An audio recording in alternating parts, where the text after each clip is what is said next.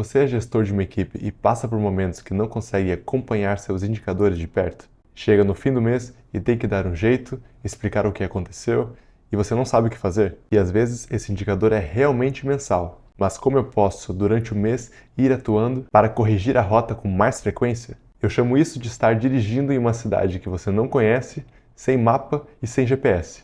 E quanto mais você se afasta desse destino ou dessa meta, mais difícil é você voltar para ela e, consequentemente, maior o esforço. Por isso é muito importante que eu tenha esse mapa ou esse GPS em mãos, para que me indiquem para o caminho certo. E olhando para a sua rotina de gestão e a gestão da sua equipe, é essencial você ter uma gestão de indicadores que vão mostrar o quão perto você está da sua meta.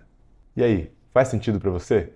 Meu nome é Gilberto Rodrigues, sou engenheiro e trabalho na excelência operacional e melhoria contínua desde 2017, ajudando gestores a baterem suas metas com menos estresse. Se você se identifica com esse tipo de conteúdo, já se inscreva no canal e nos siga nas redes sociais para receber sempre dicas e insights em primeira mão. Vamos supor que você esteja com o carro e queira atravessar uma cidade sem mapa e sem GPS. Se essa cidade é desconhecida para você, você só vai saber se chegou ou se passou no seu destino quando você se localizar de alguma forma novamente. Agora, vamos supor que eu te dou um mapa. Com esse mapa, você vai colocando checkpoints e entendendo se você está ou não no caminho certo a partir de alguns pontos de referência que você identifica nele. Logo, eu estou saindo do meu ponto inicial, ando um pouco, passo algumas ruas e vejo um ponto de referência. A partir dele, eu vejo se estou ou não no caminho e corrijo a minha rota. Ainda existe um intervalo de tempo entre o ponto que eu estou saindo e o próximo ponto de referência.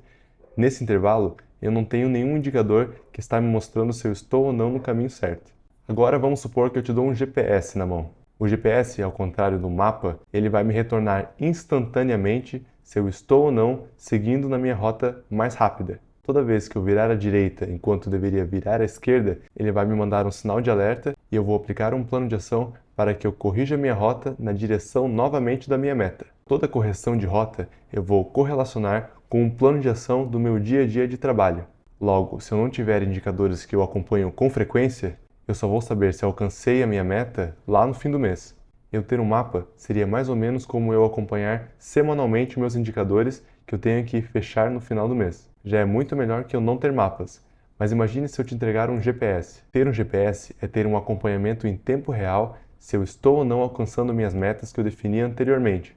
E a cada vez que eu acompanhar o meu indicador e ele não está de acordo, eu vou aplicar um plano de ação imediato que já vai eliminar o meu problema e me colocar na rota novamente. Para eu fazer esse acompanhamento de forma mais eficaz, eu tenho 3 dicas matadoras para fazer uma boa gestão de indicadores. A primeira dica matadora é avaliar o impacto desse indicador na estratégia. Se os meus indicadores de desempenho ou os meus indicadores do dia a dia estão alinhados com os meus objetivos estratégicos ou os objetivos estratégicos da empresa. O que eu quero dizer com isso é que não adianta nada eu estar acompanhando indicadores que não têm relação direta e não esteja alinhado com a estratégia do negócio, ou melhor, que não impacte o indicador macro seguinte.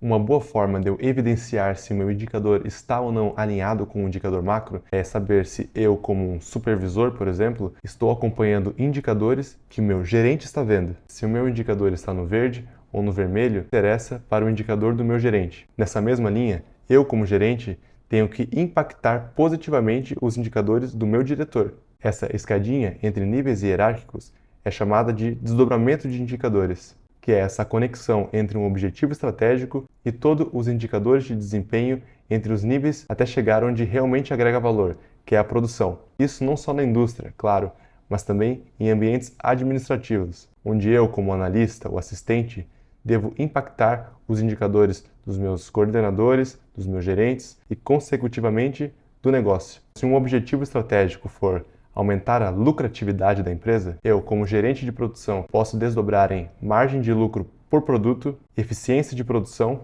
e taxa de utilização de uma máquina. Logo, se minha taxa de utilização de máquina, ou seja, essa máquina parar por muito tempo, eu sei que vai impactar na minha eficiência.